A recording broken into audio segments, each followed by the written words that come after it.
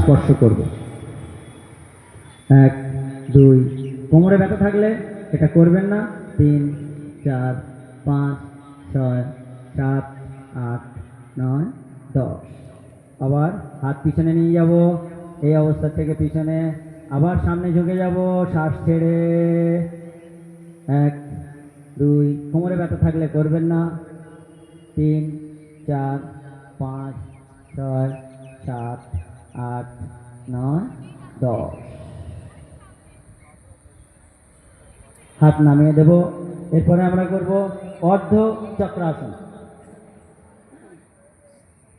যাদের মাথা ঘুরে যায়, ভার্টিগো যাদের আছে, হাই ব্লাড প্রেশার যাদের আছে, তারা এটা করবেন না।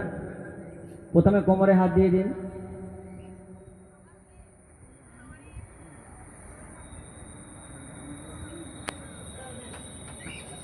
সবাই কোমরে হাত দিয়ে দিন। কোমর থেকে মাথাটা আমরা পিছন দিকে নিয়ে যাব। এটা 5 কাউন্টেই করব। স্টার্ট।